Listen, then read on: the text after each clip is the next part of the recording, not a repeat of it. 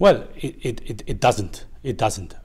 Obviously, we are delighted for those 176 employees that obviously have been promised secure employment under the Gibraltar Development Corporation.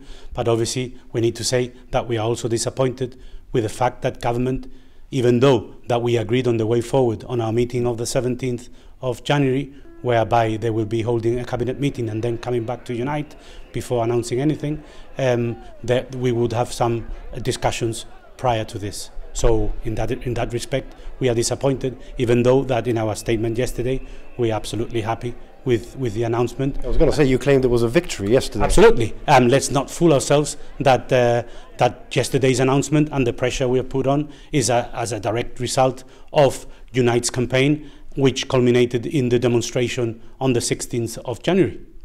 Now, you have negotiating rights for the GDC, so why weren't you at yesterday's meeting? That is correct. We have not only negotiating rights for the GDC, but we have negotiating rights for other departments and other authorities and agencies within the public sector. Obviously, we went there because we were not invited, and like I've just said, we are extremely disappointed with the government's steamrolling this positive announcement, which is a step forward. But obviously, we would have wanted discussions on this. For any supply worker that moves from minimum terms and conditions to better terms and conditions, obviously it's a wonderful step forward for them, and I'm very happy for them. But in relation to the announcement that there were going to be 22 AA vacancies advertised, I mean, I was upset about that yesterday, actually. Why? Because it was immediately obvious to me when the news came out that we have many more than 22.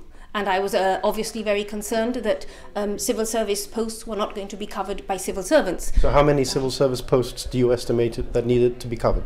Well, I did have that discussion with the Chief Minister yesterday afternoon, and I did express to him that I felt that the 22 did not cover the number of vacancies that are actually available within the service at the moment. And what we agreed was that I would do an assessment, and that he would speak to the Chief Secretary and to the Human Resources Manager.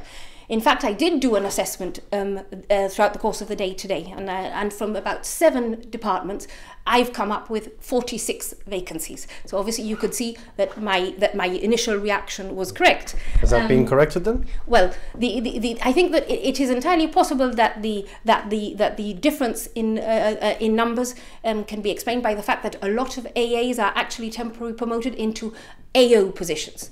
And I've been told by the Human Resources Manager only about an hour ago that in fact this week there will not only be a recruitment for AAs, but there will also be a recruitment for AOs. So I have been given a verbal assurance by the Human Resources Manager today that hopefully by the end of the week, all lower grade clerical vacancies will be recruited in the normal way, and that we will have civil servants covering these vacancies. And obviously that is now something to celebrate.